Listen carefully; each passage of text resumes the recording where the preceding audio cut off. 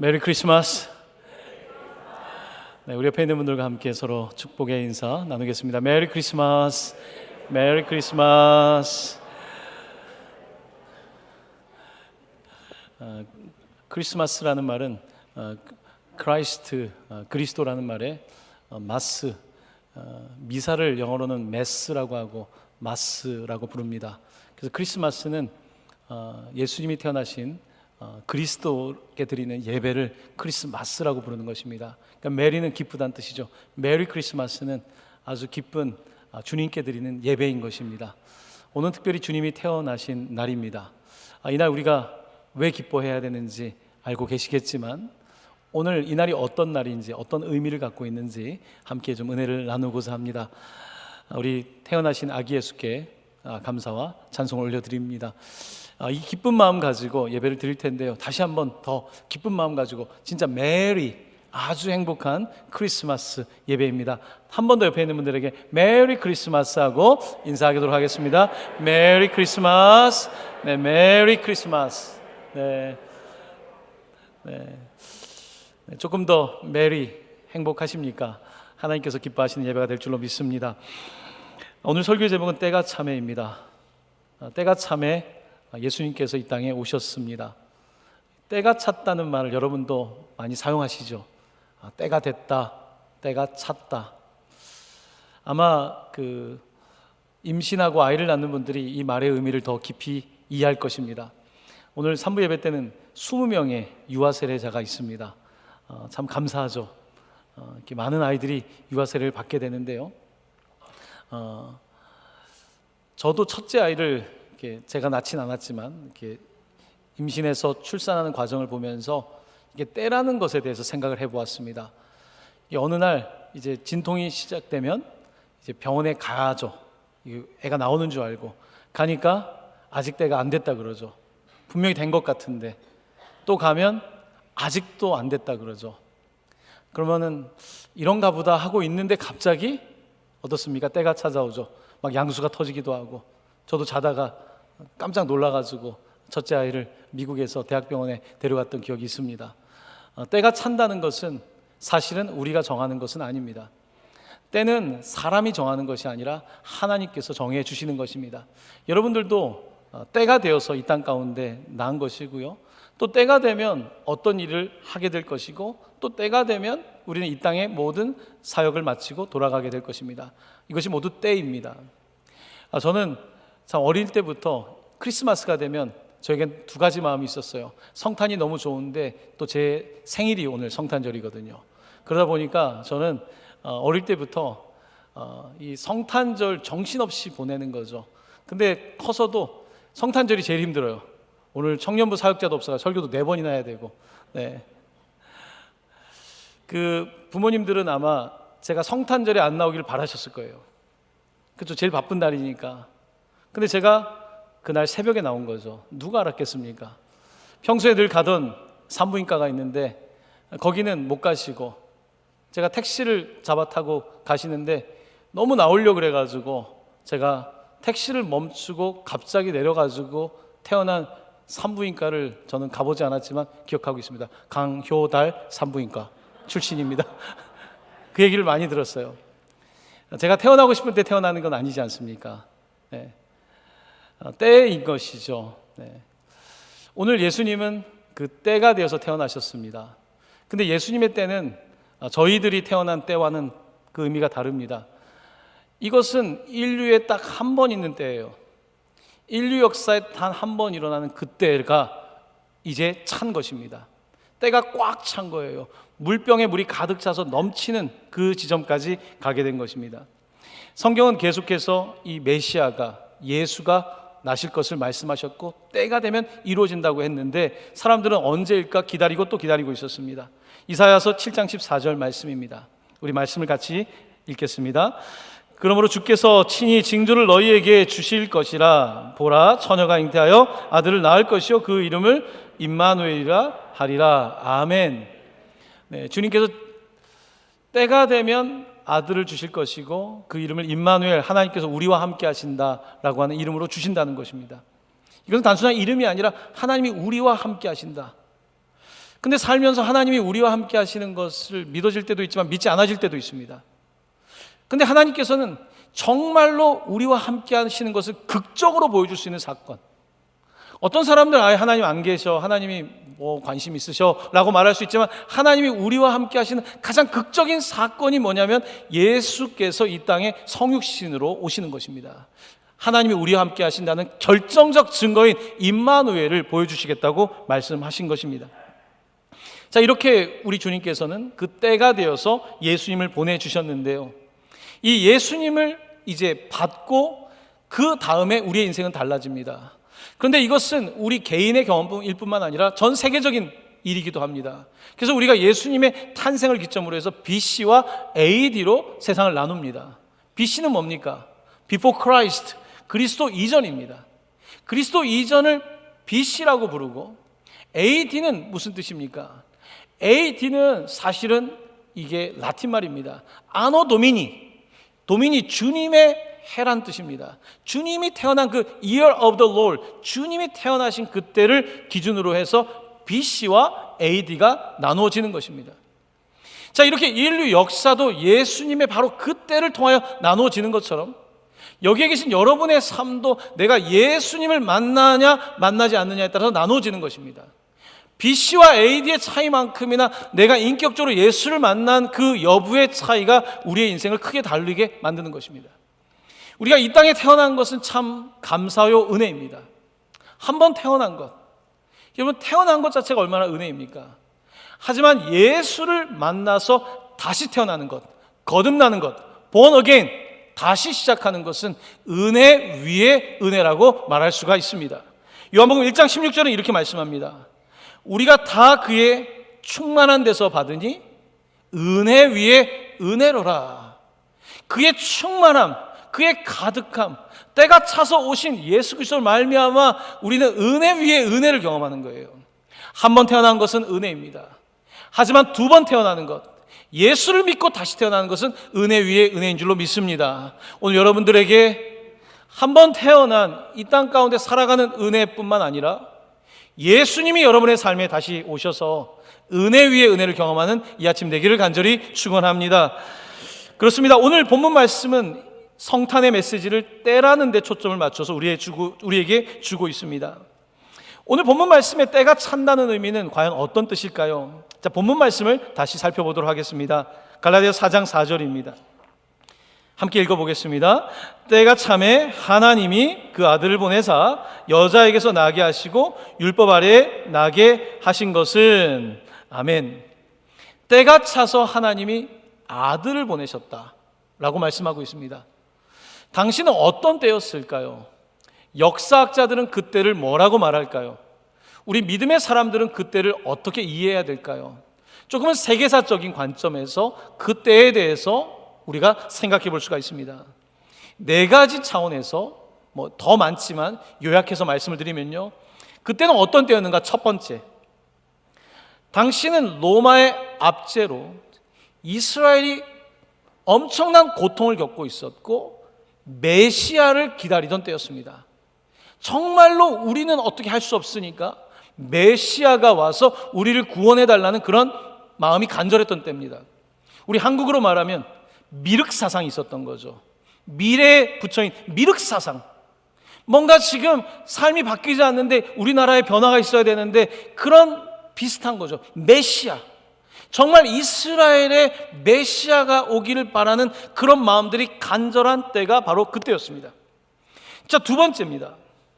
두 번째는 세계사적으로 로마가 이 전 세계를, 물론 유럽 중심의 이제 이 북아프리카까지 이쪽 지역이지만 로마가 이 지역을 정복했던 때입니다. 로마가 이 땅을 정복하면서 엄청나게 도로가 생겨나고 굉장히 빠른 신속한 통신망이 만들어졌던 때였습니다. 이것은 어떤 의미를 갖습니까? 예수님이 오셔서 이스라엘만의 주님이 아니라 로마를 통하여서 전 세계 만왕의 왕이 되시기 위해서 가장 필요한 여건이었던 이 도로망이 형성되어 있다는 것은 그냥 우연의 일은 아닐 것입니다. 세 번째입니다. 로마는 군대로 전 세계를 장악했다면 로마 이전에 바로 그리스, 알렉산더 대왕의 그리스는 문화적으로 유럽과 북아프리카와 심지어 서남아시아까지를 점령한 상태였습니다. 로마가 군대로 점령했다면 헬라 문화는 문화로서 전 세계를 정복하게 된 것입니다. 이런 과정 속에서 그들이 사용하는 헬라어, 유대인들도 함께 사용했던 당시의 코인의 그릭이라고 하는 헬라어가 공용어가 된 것입니다.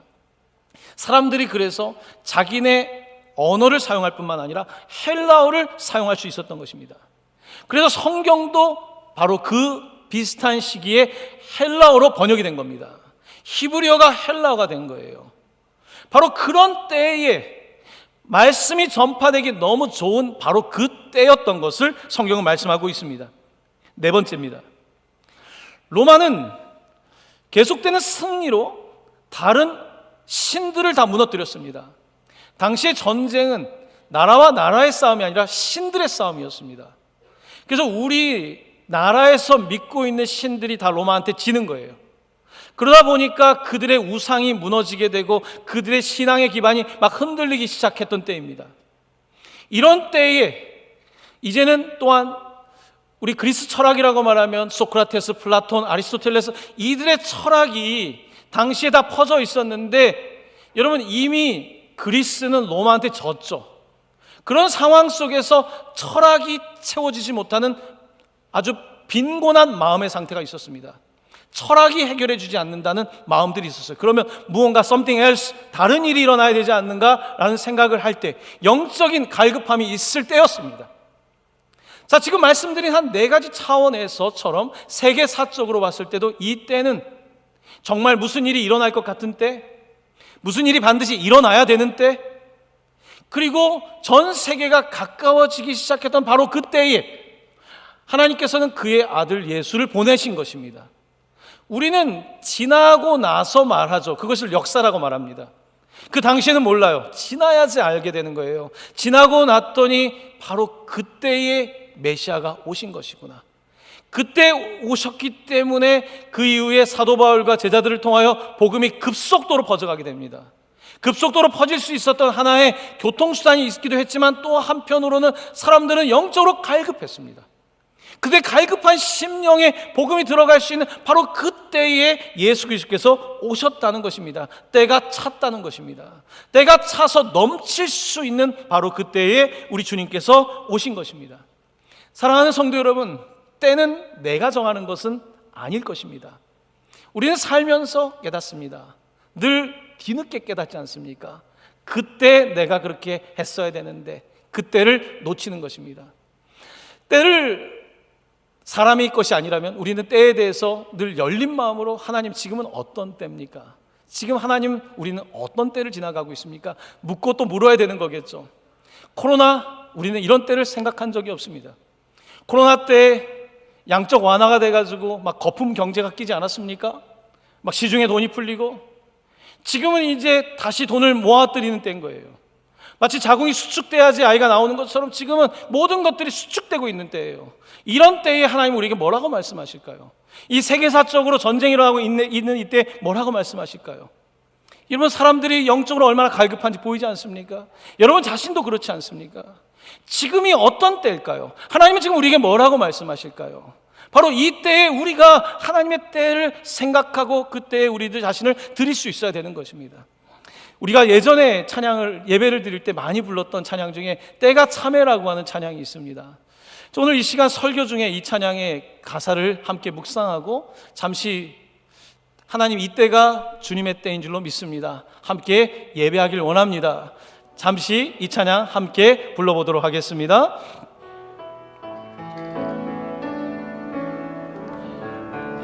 때가 참에 때가 참에 아버지께 신령과 진정으로 예배 드리네. 때가 참에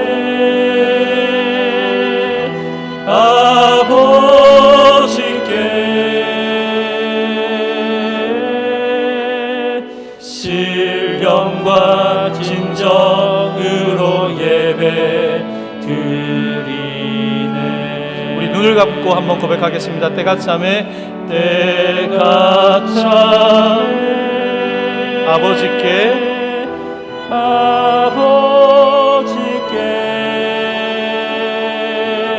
신령과 진정으로 예배 드리네. 때가 참에 아버지께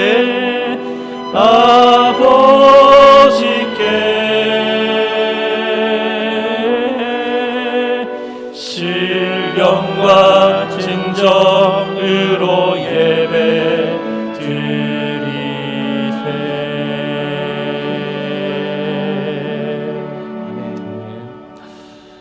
때가 찬다는 의미는 하나님과 우리가 만나는 때겠죠. 하늘과 땅이 만나는 때고요. 바로 하늘의 문이 열리고 예수 그리스도께서 이 땅에 오는 때, 많은 사람들은 준비되어 있지 않았습니다. 한밤중에 한밤중에 양들을 지키는 목자들이 그때를 만나게 됐죠. 간절히 기다렸던, 성경에 나와 있는 노인들 중에 안나와 시므온이 그분을 만나게 되죠.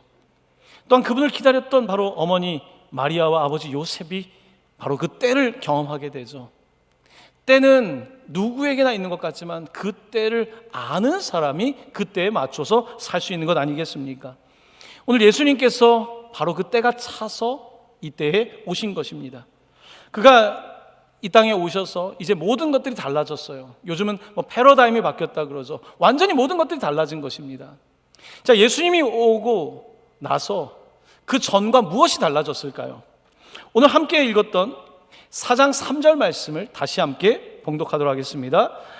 이와 같이 우리도 어렸을 때에 이 세상의 초등학문 아래에 있어서 종 노릇하였더니, 이 말씀은 때가 찬다는 말씀 바로 앞에 있는 3절인데요.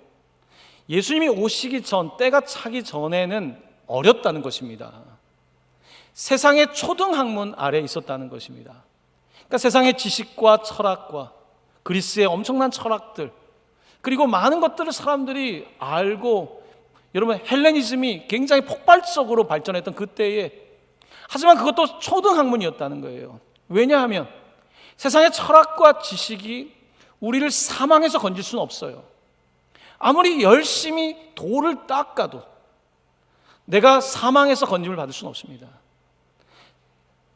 길 자체이신 예수님이 아니면 길을 닦아서 될 일이 아니에요. 돌을 닦아서 될 일이 아니에요. 하지만 이 세상의 초등학문 아래에서 사람들은 종살이를 했다는 것입니다. 죄의 종으로 살았다는 거죠. 이 세상 가운데 나름대로 잘 살아보려고 철학도 해보고 종교도 해보고 뭔가 성공을 해보려고 했지만 여전히 우리는 종 가운데 있었던 것입니다. 예수님 오기 전에는 그래서 초등학문 아래에 있었던 것입니다. 사도 바울은 이 초등학문이라는 표현을 자주 사용합니다. 너희들이 예전에는 초등학문 수준이었다는 거예요. 여러분, 우리가 교육을 나눌 때 가장 첫 번째 하는 교육을 우리가 유아교육이라고 그러죠. Early Childhood, 아주 어린 시절의 에듀케이션, 바로 유아교육을 말하고요. 우리가 두 번째 교육을 말할 때는 초등학교 교육을 우리가 영어로는 Primary Education, 아주 기본이 되는 기본 교육이라고 부릅니다. 그 다음에 중고등학교를 가게 되면 그것은 Secondary, 2차 교육이 되는 거예요. 그래서 우리의 교육 커리큘럼을 보면 유아교육, 그 다음에 초등학교 때 다녔던 프라이머리 교육, 세 번째는 2차 교육이 있는 거예요. 자, 그런데 교육이 이게 다가 아닙니다. 진짜 더 넘어가야 될 교육은요, Higher Education, 고등교육이라고 하는 거예요. 대학 이후입니다. 한국의 학생들이요, 고등교육을 할 때쯤에 너무 소진이 돼 있어요. 그래서 유아교육부터 너무 열심히 해요. 그리고 나서 중고등학교를 하고 나면요, 이제 공부가 싫어져요. Higher Education에 가야 되는데 그게 어렵죠. 자, 오늘 본문은 무슨 이야기를 하냐면 너희들이 예전에는 초등교육 상태에 있었다는 거예요. 내 스스로가 철학과 종교와 내 수고를 다하지만 여전히 종인 거예요. 자유가 없는 거예요. 억지로 시키는 대로 하는 거예요. 엄마가 공부하라니까 하는 거예요. 여러분, 엄마가 공부하라고 해서 한 아이는 엄마가 말한 수준까지밖에 못 갑니다. 진짜는 혼자 하는 거예요. higher, 더 높은 교육까지 가려면요, 스스로가 감당할 수 있어야 돼요. 사도 바울은 그들을 권면하고 있습니다. 여러분들이 예수 믿기 전에는 초등교육 수준이었습니다. 여러분들은 종이었습니다. 억지로 해봤지만 율법을 지킬 수가 없는 거예요. 법을 지킨다 그러지만 모든 사람들은 죄를 범하였고 하나님의 영광에 이를 수 없었던 거예요. 예수 그리스도께서 오심으로 말미암아 이제는 초등이 아니라 고등이 아니라 하이어가 아니라 하이에스트, 가장 비교할 수 없는 놀라운 일이 벌어졌다는 거예요. 패러다임이 바뀌었다고 말씀하고 있습니다. 이제는 너희들은 초등이 아니라 철학 수준이 아니라 생명, 열심히 공부해도 죽을 수밖에 없는 그런 지식이 아니라 우리를 구원하시는 미련한 십자가의 지혜, 그 능력, 그것을 너희들이 받게 되었고 이제는 종로로 타는 것이 아니라 너희들이 이제는 자녀가 되었다. 바로 그 예수가 그 일을 우리에게 하신 것이다. 그러므로 때가 찼고 이것은 여러분의 인생을, 인류의 역사를 바꾸는 아주 분기점이 된다는 것을 우리에게 강조하고 또 강조하고 있는 것입니다. 우리가 함께 읽은 4장 전반부는 이렇게 기록하고 있습니다. 때가 참에 하나님이 그 아들을 보내사 여자에게서 나게 하시고, 이번 때가 차서 하나님이 그 아들을 보내사 여자에게서 나게 하시고, 이거 순서를 바꾸면 안 됩니다. 여자에게서 나고 그 다음에 아들이 된 게 아니에요. 어떤 이단 사상은 예수는 그냥 한 여자에게 태어났는데 그는 훌륭한 분이고 인격적이시고 그래서 그가 하나님의 아들이 되었다고 말하는데 그것은 이단 사상입니다. 하나님께서는 아들을 보내셨어요. 여자를 통해서. 여자를 통해 보냈다는 것은 여러분과 저와 똑같은 모습으로 오셨다는 것입니다. 여러분, 우리는 모두 이제는 구원받을 수 없는, 죄로 말미암아 죽을 수밖에 없는 상태에 있었지만요, 놀랍게도 그 아들이 오셨다는 거예요. 우리를 구원하기 위해서. 이것은 성경이 처음부터 예언하셨던 말씀이 응답된 것인데요, 창세기 3장 15절은 이렇게 우리에게 예언하고 있습니다. 우리 이 말씀을 같이 봉독합니다. 내가 너로 여자와 원수가 되게 하고 내 후손도 여자의 후손과 원수가 되게 하리니 여자의 후손은 내 머리를 상하게 할 것이요 너는 그의 발꿈치를 상하게 할 것이니라. 아멘. 사단에게 주님께서 하신 말씀입니다. 선악과를 먹고 나서 그들이 범죄하게 되었을 때 하나님께서는 뱀에게 내가 여자로 원수가 되게 하는데 여자의 후손과 원수가 되게 할 거다. 여자의 후손은 어떤 뜻일까? 우리는 어떤 뜻인지를 잘 몰랐죠. 여자의 후손은 누구입니까? 바로 오늘 갈라디아서가 말하는 그 아들을 보내서 여자를 통하여 나오게 하신 바로 그 여자의 후손이 사단과 원수가 되게 하셨다는 것입니다. 사망과 원수가 되게 하셨다는 것입니다. 이 땅은 끊임없이 우리를 사망에 이르게 합니다. 성공하지만 성공 뒤에 사망이 있을 때가 많습니다. 내가 스스로 잘났다고 하지만 사실은 사망에 이를 때가 너무나 많이 있습니다. 하지만 예수 그리스도께서 오심으로 말미암아 그 사단의 머리를 밟으셨다는 것입니다. 그리고 사단은 그의 발꿈치를 상하게 했다는 것입니다. 바로 예수 그리스도께서 십자가에 피 흘리심으로 말미암아 사단의 머리를 상하게 하신 것이고 그가 부활하심으로 말미암아 우리에게 승리를 주신 것입니다. 바로 이 놀라운 일이 때가 참에 예수님의 성육신부터 이루어졌다고 분명히 말씀하고 있습니다. 이렇게 하심으로써 그러면 우리에게는, 여러분에게는 어떠한 일이 벌어지고 있는가? 예수 오심이 나에게는, 인류에게는 어떤 의미인가? 4장 5절 말씀입니다. 우리 이 말씀을 같이 봉독합니다.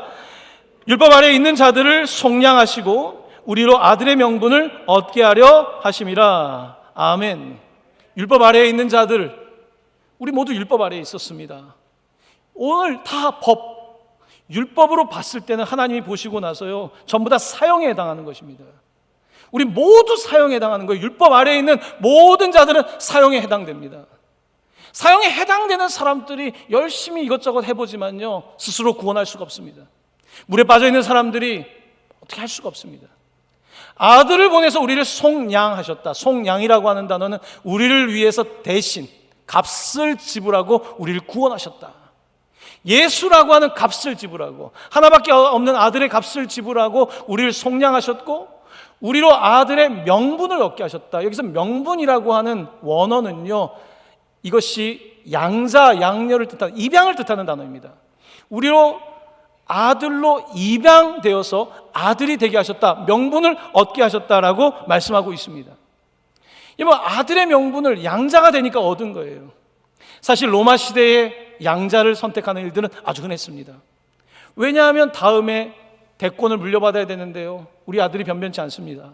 그러면 다른 아들을 입양하는 것은 굉장히 흔했던 일이에요. 우리 일본 선교 함께 10여 년을 함께 했던 박중훈 선교사님께서 자녀가 둘이 있어요. 그 남자 여자 자녀들 참 잘 키우셨어요. 그래서 한 명은 이제 목회자가 되고 뭐 그렇게 잘 하셨는데요, 이 아이들을 어릴 때 키울 때 2명의 일본 아이들을 같이 키우셨어요. 여러분, 일본 아이를 입양한다는 것은 상당히 쉽지 않은 이야기예요. 일본에 선교를 하면서, 일본이 사실은 걸식 아동이 꽤 많습니다.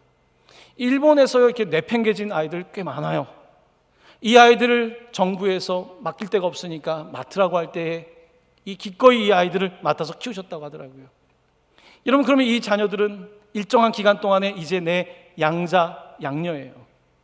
자, 그러면 내 두 아이와 또 두 아이가 있습니다. 어떻게 키워야 될까요? 어떻게 하셨을까요? 내 자식이니까 먹을 걸 더 주셨을까요? 내 자식이니까 더 하셨을까요? 아니에요. 똑같이 한 거예요. 똑같이. 더 말을 안 듣죠. 하지만 똑같이 한 거예요. 오늘 본문 말씀은 아들이 이 땅 가운데 오셔서 그가 우리를 위해 속량하시고 그 아들 때문에 우리도 어답션, 이제 양자와 양녀가 됐다는 것입니다. 똑같다는 거예요. 예수 그리스도와 똑같이 우리를 아들과 딸로 삼으셨다는 거예요. 이게 너무 이해가 안 되는 거예요. 아니, 왜 나 같은 사람이 왜 갑자기 하나님의 자녀가 되는 권세를 얻었다고 하는데, 이게 너무나 큰 말이에요. 이해가 쉽지 않죠. 자, 이렇게 우리는 예수로 말미암아 이제 비포와 애프터가 나눠지는 거죠. 이제 그의 자녀가 되는 명분을 얻었어요. 이제는 아들, 딸 맞습니다. 자, 그런데 여러분, 양자의 입장에서 한번 생각을 해보세요. 양자로 들어왔어요. 양녀로 들어왔어요. 근데 아빠란 말이 잘 안 나올 수 있죠. 여러분, 재혼 가정에서 아이들이 섞일 때 굉장히 어렵잖아요. 아이들이 엄마, 아빠란 말을 잘 못하잖아요. 이게 마음에서 이게 내키지가 않는 거예요. 아직 시간이 더 필요한 거예요. 여러분도 그럴 수 있어요. 예수 믿었지만 하나님, 아버지라는 말이 쉽지 않을 수 있어요. 아버지란 말을 그냥 마지못해서 아버지 이럴 수도 있고요. 하지만 하나님 아버지를 우리가 정말로 아버지로 모실 수 있도록 하나님이 하셨다고 말씀하고 있는데요. 그런데 그 다음에 4장 6절은 그 다음 놀라운 이야기를 하나 우리에게 전하고 있는데요. 6절 말씀을 같이 봉독합니다. 너희가 아들임으로 하나님이 그 아들의 영을 우리 마음 가운데 보내사 아빠 아버지라 부르게 하셨느니라. 아멘. 아멘. 우리가 양자 양녀인데 진짜 아빠 아버지라고 부르려면 그냥은 안 되는 거예요. 내 마음이 완전 열려야 돼요. 그 아들의 영을 받아야 되는 거예요. 예수의 영이 우리 안에 있을 때 아빠, 아버지란 말이 나오는 거예요. 그러니까 성령이 아니면, 아들의 영은 홀리 스피릿, 성령을 뜻하는 거예요. 성령이 아니면 아들이라는 것을 설교 시간에 들었으니까, 딸이라는 걸 들었으니까 아들입니다, 딸입니다는 알고 있어요. 그런데 내가 그것을 진짜로 믿지 못하는 거예요. 아빠, 아버지라고 부르지 못하는 것입니다. 그러므로 오늘 여러분들의 삶에 분명한 원리는 예수 그리스도 우리를 위하여 죽으셨고 그가 우리 가운데 오셔서 우리를 아들로 만드셨지만 하나님의 영이 없으면요 안 되는 거예요. 얼마 전에 신방을 갔는데 우리 어떤 성도님께서 하나님을 지칭할 때 계속 아빠, 아버지라고 표현하시는 거예요. 계속 모든 문장마다 저희 아빠가요, 저희 아버지가. 처음에 저는 다른 아빠 얘기한 줄 알았어요. 저희 아빠 아버지가요. 여러분, 아빠 아버지라고 부를 수 있는 것은 정말 이거는 말할 수 없는 은혜인 거예요. 말할 수 없는 아빠 아버지라고 부를 수 있는 그런 특혜를 받았다는 거예요. 그냥 어떠한 포지션 하나의 권리를 얻은 것만이 아니라 그의 스피릿을 받아서 우리가 실제로 아빠 아버지라고 부르게 되었다고 말씀하고 있습니다. 사도 바울은 로마서 8장에서 같은 맥락에서 우리에게 이런 말씀을 또한 전하고 있습니다. 같이 이 말씀을 봉독합니다.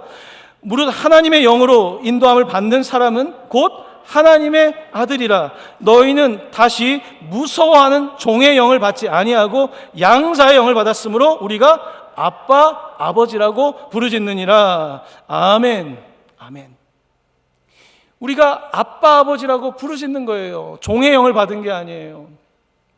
여러분, 신앙생활은요 비자발적인 게 아니에요. 여기 오늘 누구도 오라고 하는 거 아니에요. 이게 자발적이 되는 거예요. 자발적으로, 왜냐하면 아빠니까, 아버지니까.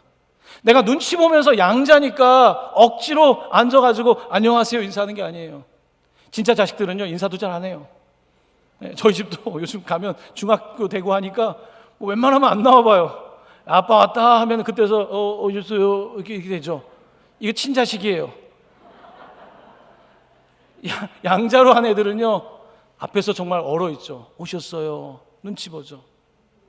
아빠 아버지라고 부른다는 것은요 눈치 보는 게 아니에요. 진짜로 예수님께서 아빠 아버지 기도하셨던 것처럼 우리도 그렇게 할 수 있다는 거예요. 할렐루야.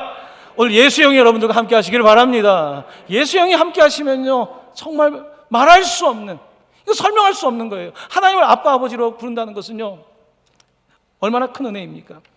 그렇습니다. 오늘 주님께서는 이렇게 이 땅에 오셔서 우리를 아들이 되는 권세를 주셨고요. 4장 7절 말씀입니다. 우리 이 말씀 같이 봉독합니다. 그러므로 내가 이후로는 종이 아니요 아들이니 아들이면 하나님의 말씀으로 말미암아 유업을 받을 자니라. 아멘. 종이 아니라 아들이면 마지막에 보면요 유업을 받는다고 되어 있어요. 상속, inheritance, 상속을 받는다고 되어 있습니다. 상속을 받는데요. 아빠 아버지라고 부르는 것만이 아니라 우리에게 하나님의 약속, 유산이 있다는 거예요. 하나님 나라를 유업으로 받는다는 거예요. 이렇게 말씀하고 있으면서 오늘 우리에게 지금 확실하게 아들로 살라는 거예요. 확실하게 믿고 살라는 거예요. 유업 없는 사람처럼 살지 말라는 거예요. 재벌집 자식처럼 살라는 거예요. 어떻게 보면 재벌집 자식. 그런데 오늘 말씀은요 그러니까 내가 하나님 나라를 받았으니까 진짜 뭐 재벌집 자식처럼 그런 뜻이 아니에요. 그 정도로 우리의 스테이터스 위치가 높다는 거죠. 자, 그런데 여기서 우리가 조심해야 될 구절이 하나 있습니다. 로마서 다시 그 다음 장 8장 16에서 17절로 가는데요 이 다음 말씀을 같이 읽겠습니다. 성령이 친히 우리의 영과 더불어 우리가 하나님의 자녀인 것을 증언하시나니 자녀이면 또한 상속자 곧 하나님의 상속자요 그리스도와 함께한 상속자니 우리가 그와 함께 영광을 받기 위하여 고난도 함께 받아야 할 것이니라. 아멘.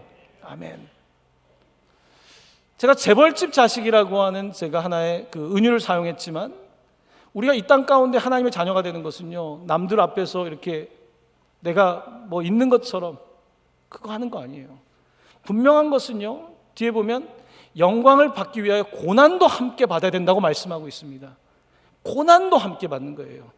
우리가 그의 상속자라고 하는 것은요 상속만 받는 게 아니에요. 고난도 함께 받는 것, 이 모든 것들을 누리는 것, 아버지와 하나가 되는 것을 뜻하고 있는 것입니다.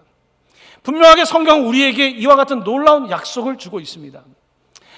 얼마 전에 제가 이제 보험 하나를 갱신해야 됐어요. 제가 수년 전에 들어놨던 사망보험이에요. 이 사망보험을 좀 갱신해야 돼가지고 이제 보험 설계사가 찾아와서 이야기를 하는데 집에서 잠깐 이야기를 하는데 아이들이 그걸 봤어요. 뭐냐고 물어보길래 제가 이야기를 해줬죠. 아빠 사망보험이라고. 아빠 사망보험 하면 너희들한테 1억씩 돌아갈 테니까. 그랬더니 아이들이 갑자기 표정 관리를 못하는 거예요. 이게 사망이라는 얘기를 듣고 나서 애들이 왜 그런 얘기를 해야 되는데 얼굴에 굉장히 희미한 미소를 띠는 놈이 있더라고요. 그 중에 빨리 이 보험 약관을 다시 바꾸든지 해야 되는 상황인데 여러분 뭡니까? 그냥 아들이니까, 딸이니까. 여기는 어떤 이유가 없는 거예요. 근데 하나님은 이유 없이 우리를 아들과 딸로 삼으셨다는 거예요. 하나님의 목적대로, 예정하신 대로 그렇게 하셨다는 거예요. 그래서 우리가 이제는 그렇게 유업을 받는 사람들이 된 것입니다. 죽어서 유업만 받는 게 아니에요. 죽어 상속만 받는 게 아니에요. 정말 좋은 것은요 아버지와의 관계를 사는 거예요. 내가 나중에 그것 때문에 아버지를 좋아하는 게 아니에요. 우리 아빠가 나한테는 어떤 아빠인지, 우리 엄마가 어떤 엄마인지 바로 하나님께서 우리에게 그렇게 하신다고 말씀하고 있는 것입니다. 그렇습니다. 오늘 우리는 성탄절 특별히 예배를 드리면서 때에 대해서 묵상을 하고 있습니다. 사랑하는 성도 여러분, 여러분에게는 지금 어떤 때입니까? 어떤 때를 지나가고 있습니까? 이번 주에 어떤 성도님이 전화를 하셨어요. 전화를 하는 중에 기도 부탁을 하셔서 처음에는 그냥 기도하고 이야기를 듣고 이제 전화를 끊고 마쳤어요. 그 다음날 또 전화가 왔어요. 이번에 전화가 오셨을 때는요, 막 오열을 하시면서 우시는 거예요. 제가 무슨 말인지 알아들을 수 없을 정도로 오열을 하시면서 막 저한테 기도 부탁을 하는 거예요. 제가 그냥 듣기만 했죠. 정말 난감하더라고요. 얼마나 어려운 상황이 있는지. 그러고 나서 이제 며칠이 지나고 나서 다시 전화가 왔어요.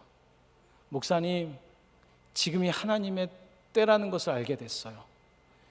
지금 정말 밑바닥인데 하나님의 때인 걸 알게 됐어요. 저 이제 안 울게요. 울지 않을게요. 그렇게 울던 분이 울지 않겠다고 이야기를 하더라고요.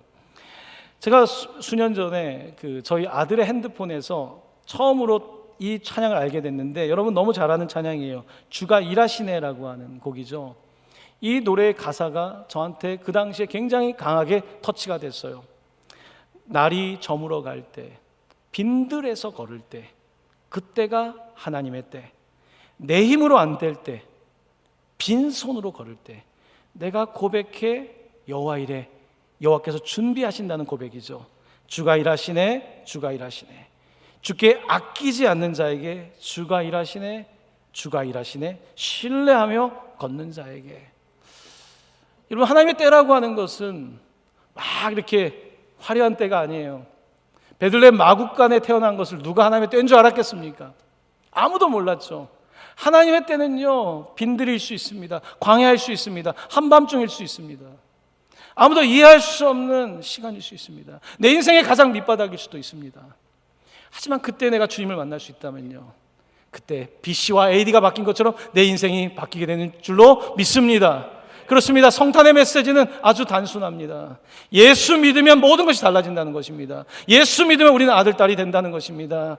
이것은 세상이 말하는 사기가 아닙니다. 이것은 예수 그리스도께서 자기의 몸을 주심으로 말미암아 우리에게 주신 가장 위대한 영광스러운 하나님의 은혜 위에 은혜인 줄로 믿습니다.